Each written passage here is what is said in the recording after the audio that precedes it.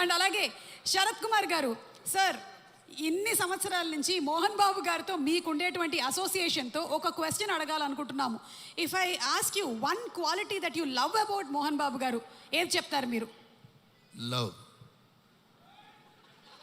క్వశ్చన్లోనే answer ఉంది అని మా టీచర్ అప్పట్లో చెప్తే నేను నమ్మలేదు సార్. క్వశ్చన్ దాంట్లో నేను లవ్ ఉంది. మోహన్ బాబు అంటే లవ్, మోహన్ బాబు అంటే యాంగర్. యాంగర్ ఉన్న వాళ్ళకి లవ్ ఉంటుంది, లవ్ ఉన్న వాళ్ళకి యాంగర్ ఉంటుంది. ఓకే సార్, మాకు అంతా అర్థమైపోయింది. Okay, and about Vishnu garu, one quality that you love about him. Love కాదు, ఇక్కడ అయిపోయింది, లవ్ అయిపోయింది. Super human being, dedicated, disciplined. Is like my son. Wow, I think that's the best compliment. ఇంకా వేరే ఏవి చెప్పక్కర్లేదు. Sir, how excited are you about June 27th? I'm really excited. చాలా wait చేస్తున్నాను ఈ పిక్చర్ కోసం. Because the effort, like Mukesh ji చెప్పారు కదా, అలాంటి అంత ఎఫర్ట్ దీని లోపల అందరూ చాలా బాగా పాత్రని బాగా చేశారు. So I feel this is combined effort. And ఇవాళ all the youngsters should know ఇతిహాసాలు ఏముంది, మహాభారతం అంటే ఏంటి, రామాయణం అంటే ఏంటి, కన్నప్ప అంటే ఏంటి. So even historical figures they keep forgetting. They even forget Gandhi, they even forget Netaji Subhash Chandra Bose. అప్పుడు ఉన్న పీరియడ్లో ఇలాంటి పిక్చర్స్ వస్తే the younger generation come to know the culture and heritage of vast country. Okay sir, super.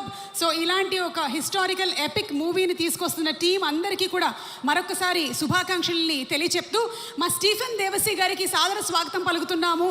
Fantastic ఒక 2 విషయాలు మాట్లాడొచ్చా? Okay, ఒక విషయంలో ఒక 2 క్వశ్చన్లు అడగాలనుకుంటున్నాం. సబ్ క్వశ్చన్స్ ఉన్నాయి మాకు. దీనికి మీరు సూటిగా సమాధానం చెప్పాలి. 2 పేర్లు చెప్తాను, వాళ్ళల్లో మోస్ట్ హ్యాండ్సమ్ ఎవరు అనేది మీరు చెప్పాలి. ఏ, డాక్టర్ ఎం మోహన్ బాబు గారు.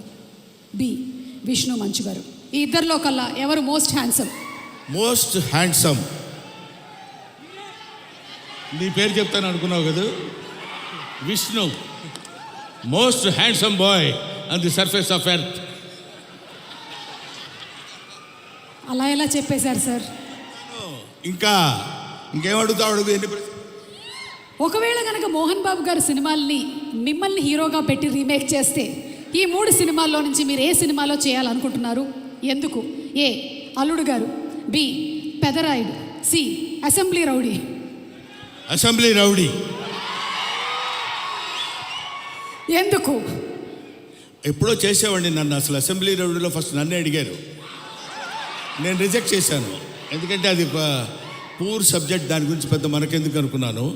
బట్ మోహన్ బాబు గారు వచ్చి రిక్వెస్ట్ చేసి నేను చేసుకుంటాను, దయచేసి నాకు ఆ అవకాశం కల్పించండి అని ఇంటికి వచ్చి ప్రాధేయపడితే ఏం చేస్తావు సుమా? సార్, దీని వెనకాల ఇంత కథ ఉందా?